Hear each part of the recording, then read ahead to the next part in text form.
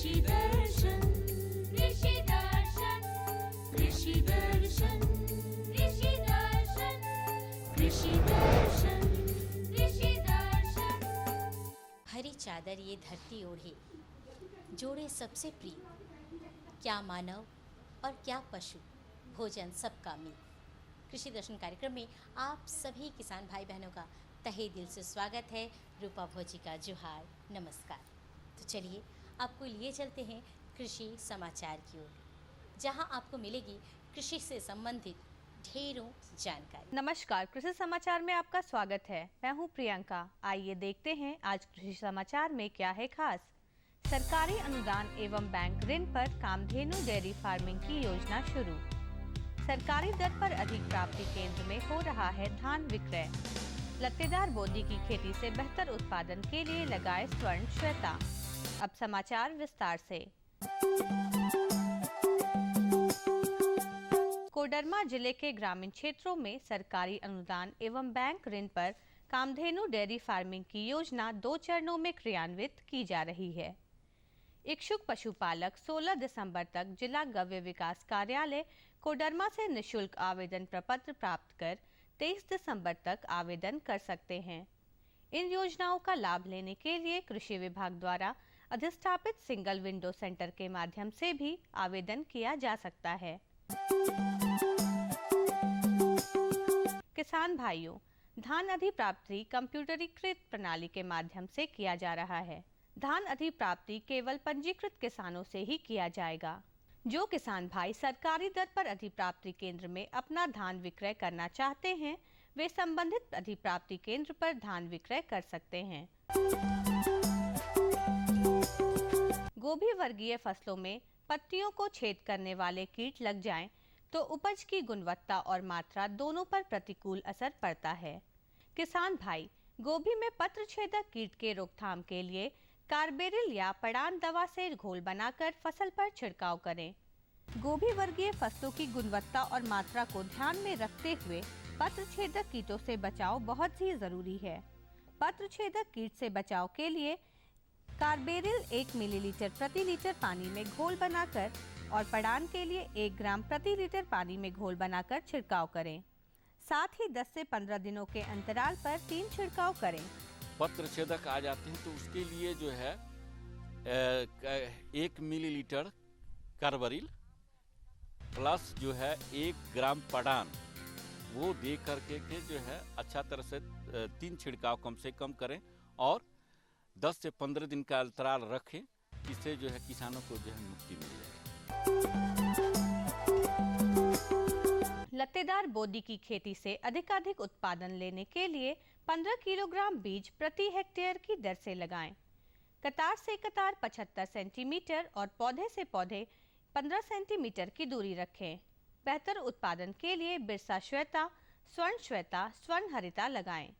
किसान भाई लत्तेदार बोदी की खेती के लिए अच्छे जल निकास वाली दोमट या थोड़ी चिकनी मिट्टी उत्तम है। यह ध्यान रहे कि लत्तर वाली किस्मों को झाग पर चढ़ाएं। साथ ही हल्की दोमट मिट्टी में 8 से 10 दिनों पर, भारी दोमट मिट्टी में 12 दिनों पर सिंचाई करते रहें। किसान भाई आलू के कंद कोड़ने के लिए बिरसा पोटैटो नामक कृषि यंत्र का प्रयोग कर सकते हैं। इसकी कार्य क्षमता 60 से 70 डेसिबल प्रतिदिन है। आज की विशेष जानकारी है प्याज फसल में कीट नियंत्रण के बारे में।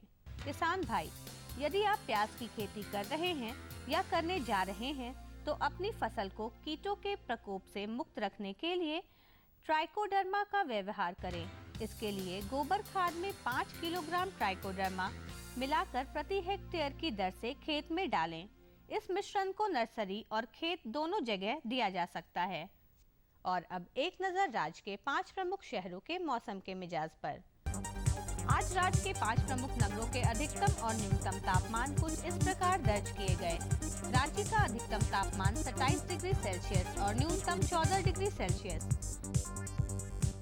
जमशेदपुर का अधिकतम तापमान 31 डिग्री सेल्सियस और न्यूनतम 14 डिग्री सेल्सियस। मेदिनीनगर का अधिकतम तापमान 28 डिग्री सेल्सियस और न्यूनतम 13 डिग्री सेल्सियस। देवघर का अधिकतम तापमान 27 डिग्री सेल्सियस और न्यूनतम 14 डिग्री सेल्सियस।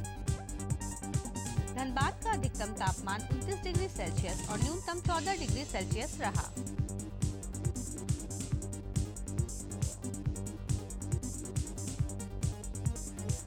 और मंडी भाव में आइए नजर डालते हैं अनाजों के भाव पर। आज कृषि उत्पाद बाजार समिति गिरिडीह, गोड्डा, जमशेदपुर में विभिन्न खाद्यान्नों के थोक भाव कुछ इस प्रकार दर्ज किए गए। मक्का 1600 रुपए से 1740 रुपए, बैगन 1500 रुपए से 1620 रुपए, महुआ 3000 रुपए से 3200 रुपए, गोभी 3000 रुपए से 4000 रुपए, मिर्च 4000 रुपए से 4500 रुपए, चावल मोटा 2100 रुपए से 2210 रुपए, चावल मध्यम 2300 रुपए से 3520 रुपए, चावल उत्तम 3300 रुपए से 3520 रुपए, गेहूं 1700 रुपए से 1850 रुपए, दाल अरहर 6500 रुपए से 6620 रुपए, दाल मसूर 4000 रुपए से 4120 रुपए, दाल चना 6000 रुपए से 6300 रुपए, सरसों तेल 9300 रुपए से 9460 रुपए, चीनी 4200 रुपए से 4320 रुपए, आलू 800 रुपए से 1000 रुपए और प्याज 4200 रुपए से 4320 रुपए प्रति क्विंटल रहा। कृषि समाचार में आज इतना ही। अगले दिन अगले अंक में फिर मुलाकात होगी कुछ ताज़ा तरीन खबरों के साथ। तब तक के लिए दीजिए इजाजत। नमस्कार, जोहार। अभी आप देख रहे थे कृषि समाचार, जिसके अंतर्गत आपने जानकारी ली मंडी के भाव के बारे में, मौसम के मिजाज के बारे में और तरह तरह की खेती बाड़ी के बारे में। वक्त हो चला है एक छोटे से विराम का। कहीं जाइएगा नहीं, क्योंकि कुछ खास जानकारी आपके लिए हम लेकर आ रहे हैं। नई तकनीक सभी को अच्छी लगती है। मैंने भी अपने खेत की तैयारी, बुआई, जुताई, गहाई वगैरह के लिए छोटी मशीनें अपनी जरूरत के हिसाब से खरीदी। मैंने अपने खेतों में मशीन का प्रयोग किया तो काम जल्दी और आसान हो गया। खेती में मशीनों के इस्तेमाल के बाद मुझे मिली भरपूर पैदावार और ज्यादा मुनाफा। छोटी मशीनें तो हमारी अपनी अपनी हैं, लेकिन बड़ी मशीनें हमने समूह बनाकर खरीदी। किसान भाइयों और बहनों, आप भी उन्नत मशीनों और उपकरणों की खरीद पर वित्तीय सहायता का लाभ उठाएं, अपनी आमदनी बढ़ाएं और खुशहाली पाएं।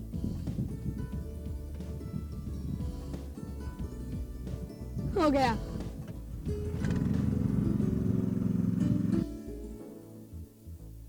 मैंने सोच लिया है, मैं तुझे कृषि का इंजीनियर ही बनाऊंगा।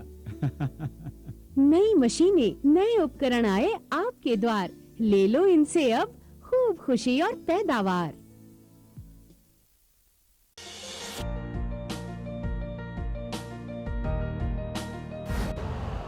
यूरिया का स्वदेशी उत्पादन 70 लाख टन बढ़ाने के लिए 6 उर्वरक संयंत्रों का उद्धार किया जा रहा है। FCIL के गोरखपुर, सिंदरी, तलचर और रामागुंडम संयंत्र, HFCL की बरौनी इकाई और BVFCL की नामरू फोर्थ। सोने पर सुहागा ये है कि देश में अब बनेगा सिर्फ नीम लेपित यूरिया, क्योंकि इससे होगा किसानों का फायदा ही फायदा। अनाज का उत्पादन 10% तक बढ़ेगा। बढ़ेगी 10 से 15% नाइट्रोजन क्षमता।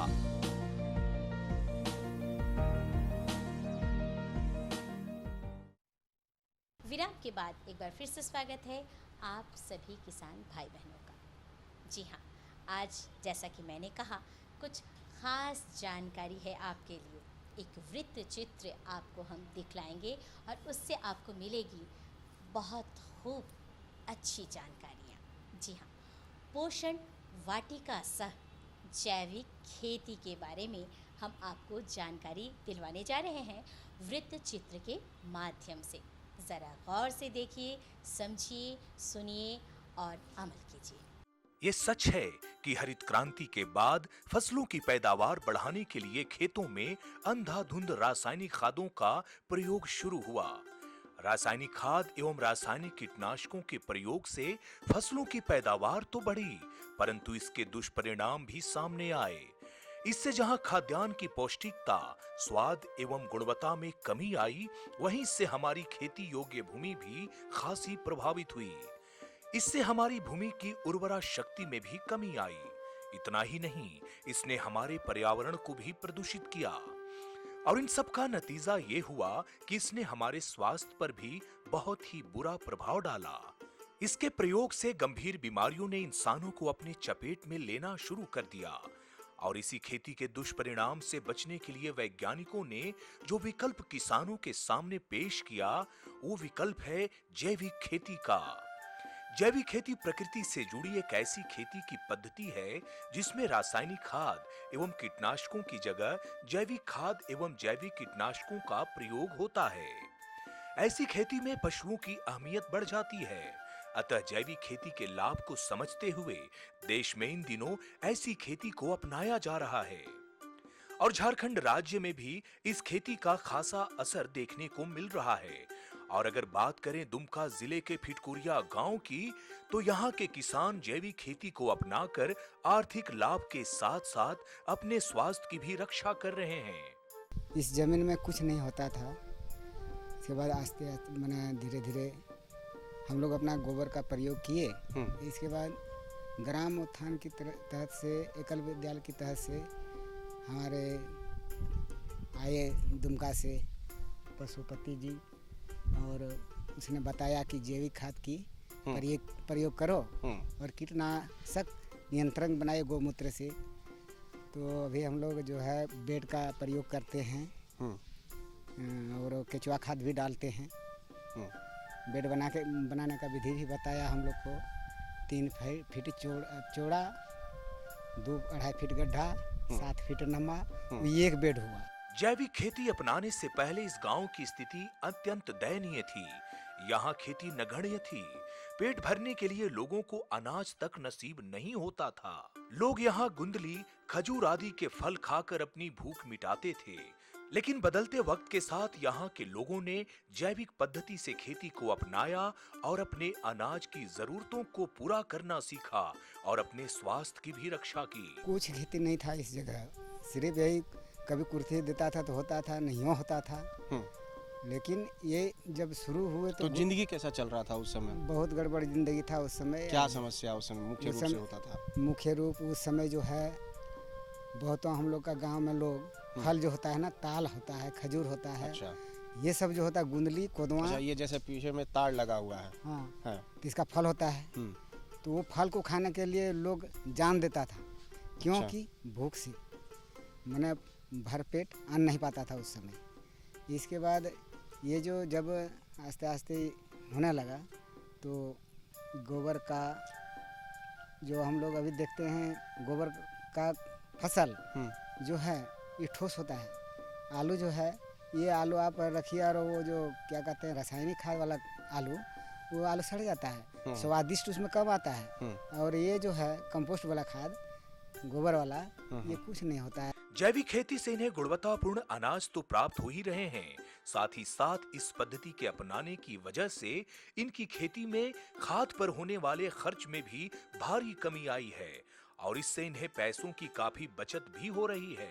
अभी जो है ये रासायनिक को हम लोग हटाने की चेष्टा में हैं। अभी हम लोग गोबर कंपोस्ट खाद से, अगर जैविक नहीं बना है तो कंपोस्ट खाद दे करके हम लोग लगाते हैं। जैसे ये प्लॉट है ना, इसमें दो ट्रैक्टर गोबर दिए हैं, मैंने सड़ा हुआ गोबर। जैसे जेठ महीना से, मैंने जून महीना से जो रहता है गोबर तो आजकल उसको देते हैं बाड़ी में। वो खेती जो था पहले, तो रासायनिक जो था ना, उसमें तो बहुत पैसा लगता है। और ये कंपोस्ट और ये जो है जैविक खाद, केचुआ खाद, तो इसमें तो अपना घर में बनाते हैं, तो इससे तो फायदा है हम लोग का। और जैसे कि वो क्या कहते हैं, वो जो है DAP है, 30 रुपया केजी मिलता है हम लोग को। अच्छा। और ये मैंने जैविक खाद जो है 6 रुपया केजी मिलता है। अभी भी हमारा एक मैंने विद्यालय गांव, एकल विद्यालय ग्राम है बिजगढ़ा गांव, वहाँ मिलता है हम लोग को 6 रुपया किलो। उसको लाके आप डालते हैं? हाँ, वो उसको लाके देते हैं। जैविक खेती में पशुओं की भूमिका बेहद अहम होती है। ये पशु ही हैं जिनके गोबर का इस्तेमाल जैविक खाद बनाने में होता है। अतः यहाँ के लोग जैविक खेती को बढ़ावा देने के लिए पशुपालन को भी एक सशक्त जरिया बनाया।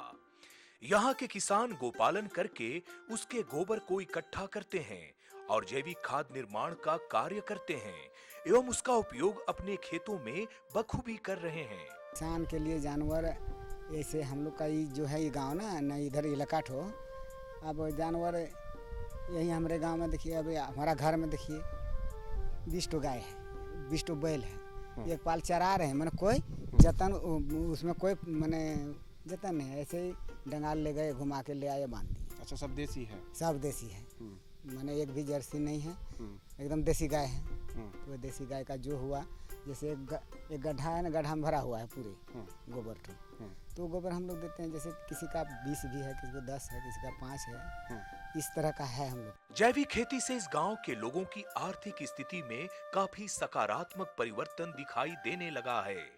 यहाँ के किसान बताते हैं कि पहले उनके पास चलने के लिए साइकिल तक नहीं हुआ करती थी, परंतु जैविक खेती को अपनाकर इन्होंने अपनी आमदनी को इतना बढ़ा लिया कि अब उनके लिए मोटरसाइकिल खरीदना भी कोई बड़ी बात नहीं रह गई है। मुश्किल तो जो बहुत कुछ था, जैसे कि मेरा पहले साइकिल भी नहीं था घर में, आगे साल जो मैंने खेती हम किए, 40 क्विंटल आलू हम बेचे। अच्छा, तो क्या रेट में बेचे? 25 रुपया दर में, मैंने पहले बेचे 25 रुपया की रेट में, तो हमारा 40-45 हज़ार रुपया आमदनी हुआ, तो उससे हम एक मोटरसाइकिल खरीदे। और अभी जो है फसल, इसके बाद इससे अलावा जैसे कि कुर्ती तिलहन होता है ना, उस चीज़ से जैसे कि कुदरुम है, कुदरुम का दाना हर हम बोए थे, हर तो कुछ हुआ मैंने साल भर खाने के लिए, लेकिन कुदरुम जो है, कुदरुम हम 10,000 रुपया का बेचे। कुदरुम बेच दिया 10,000 का? हाँ, दाना ठो, जैसे वो दिख रहा है ना, वही देखिए वहाँ दिखा वो कुदरुम 10,000 का बेचे। इस तरह से मेरा जो है इससे बहुत लाभ हो रहा है। इसी गांव के देवीलाल मुर्मू बताते हैं कि जैविक पद्धति से खेती को अपनाने के बाद इनकी फसलों में बीमारी का प्रकोप भी काफी हद से नियंत्रण में आ गया।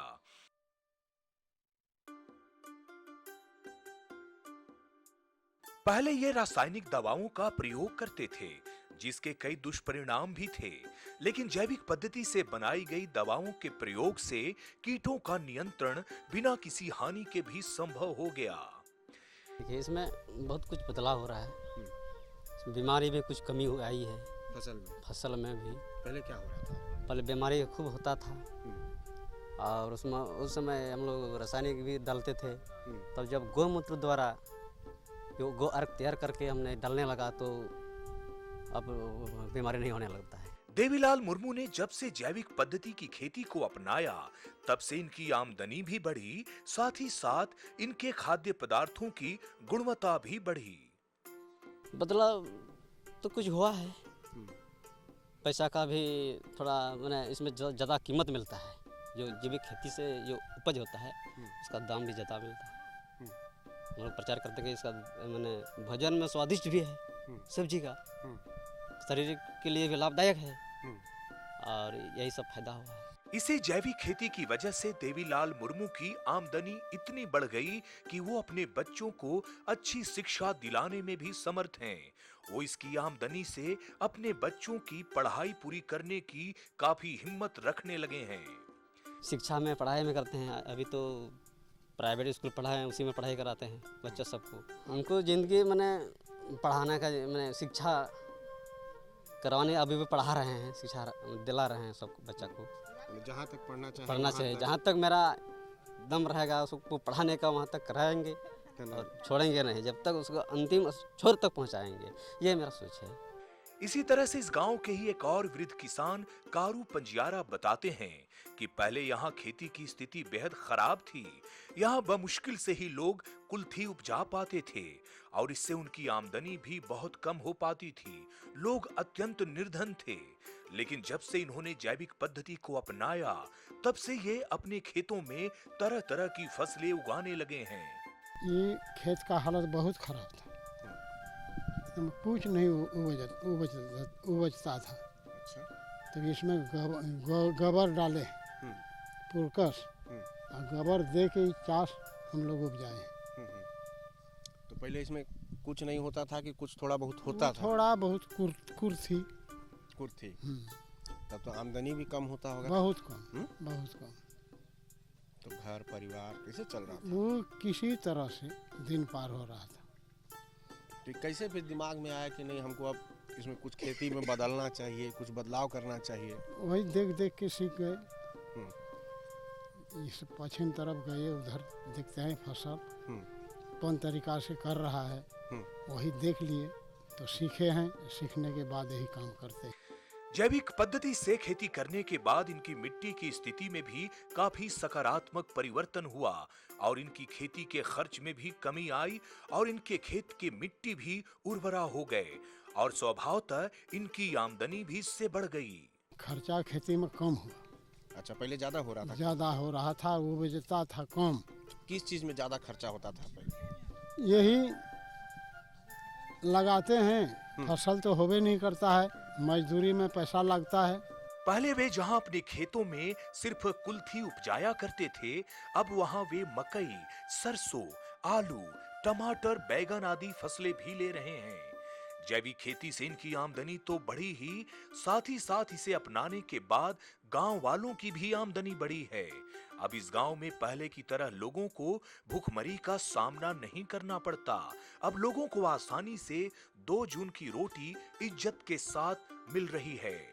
अभी लगाते हैं मकई, उसमें लोटनी, सरसों, अलुआ, मुलाई, यही टमाटर, बैगन, ये सब। अच्छा, आप जो है गेहूँ, आप काफ़ी अनुभवी हैं, गांव को काफ़ी समय से देख रहे हैं, गांव वाला लोग को देख रहे हैं। तो जब इस तरह का आप लोग शुरू किए कि अब जैविक करना है, हमको गोबर से खेती करना है, तो कुछ आमदनी में बढ़ोतरी हुआ, तो गांव का स्थिति कुछ सुधरा पहले से? बहुत सुधर गया। पहले कैसा था व्यवस्था? पहले एकदम खंगट था, भूखमरी था। कोई सोचता था कि इसका द्वार में बैठेंगे तो एक मुठ्ठा हमको खाने के देगा, तो सब उठ गया, अपना अपनी कमा रहा है। और अब कैसा स्थिति है? अभी ठीक है, पढ़ाई लिखाई, चाष बास सब ठीक है। आज फिटकोरिया गांव में जैविक खेती का प्रभाव साफ दिखने लगा है। लोगों ने जैविक पद्धति को अपनाने के बाद गांव में एकल विद्यालय अभियान में भी बहुत बड़ा योगदान दिया है। ये इस अभियान की ही देन है कि यहाँ के लोगों ने जानवर के गोबर की उपयोगिता को समझा और उसे उर्वरक के तौर पर प्रयोग किया। पहले किसान खेती करते थे, लेकिन उनको अच्छी आमदनी नहीं होती थी और किसान जैसे तैसे खेती करते थे। लेकिन अब जब हम लोगों ने बताया कि भाई आपके पास जानवर है और जानवर रख करके ठीक से उसका गोबर का उपयोग करिए, तो उसके चलते आमदनी बढ़ी है किसानों का और किसान समृद्ध होते जा रहे हैं। निसंदेह जैविक खेती ने यहाँ के किसानों की फसलों की उत्पादकता को बढ़ाया है और इसी का नतीजा है कि यहाँ के किसान आज आर्थिक रूप से समृद्ध होने लगे हैं और अपने जीवन स्तर को भी ऊंचा उठा रहे हैं। इसमें तो आलू की खेती जो किसानों ने किया है वो आप देख ही रहे हैं, अच्छा है। और आने वाले दिनों में और किसानों के साथ हम संपर्क बढ़ा रहे हैं और किसान से हर समय बैठ करके बातचीत कर रहे हैं और किसान फिर अग्रेसिव हो रहे हैं उस ओर कि हम आर्थिक रूप से बदलाव यही है किसानों का कि वो समृद्ध हो रहे हैं, अच्छे विद्यालय में बच्चे पढ़ रहे हैं उनके, और खान पान में भी बदलाव आया है। इस तरह से जैविक खेती को अपनाकर फिटकोरिया गांव के किसान रासायनिक खाद से होने वाले दुष्परिणामों से अपनी फसल, अपनी मिट्टी, पर्यावरण तथा मानव स्वास्थ्य की रक्षा कर रहे हैं। जैविक खेती से फसलों की पैदावार तो बढ़ ही रही है, इससे खाद्यान्न की गुणवत्ता भी बढ़ी है और यही वजह है कि बाजार में इनकी कीमतें भी बढ़ी है। अतः यह किसानों की आमदनी बढ़ाने का एक सर्वोत्तम जरिया बन गया है। फिटकोरिया गांव में जैविक खेती ने किसानों की स्थिति को पूर्णतः बदल दिया है। गांव की तस्वीर और तकदीर दोनों बदलने लगी है। यहाँ के किसानों के जीवन से गरीबी का अंधियारा मिटने लगा है तथा समृद्धि के प्रकाश से पूरा गांव प्रकाशमान हो रहा है। तो कैसी रही? अच्छी थी ना जानकारी? आपको अच्छा लगा होगा ज़रूर ये वृत्त चित्र। तो जानकारियाँ तो हमारे पास और भी रहता है, लेकिन जैसा कि आपको मालूम है कि वक्त का तकाजा है। आज की जानकारी हम यहीं तक रख सकते हैं, लेकिन अगली जानकारी ये हमारा वादा है कि हम आपको अगले अंक में ज़रूर दिलवाएंगे। तब तक फटाफट कागज़ और कलम उठाइए और हमारा पता नोट कीजिए ताकि आप अपने सुझाव और समस्या हम तक लिखकर भेज सकें। हमारा पता है कार्यक्रम कृषि दर्शन कृषि प्रकोष्ठ द्वारा केंद्र निदेशक दूरदर्शन केंद्र रातू रोड रांची, पिन संख्या 834001। तो हमें रहेगा आपके खतों का बेसब्री से इंतज़ार। लिखना बिल्कुल मत भूलिएगा। तब तक मुझे और मेरी पूरी टीम को दीजिए इजाज़त। नमस्कार।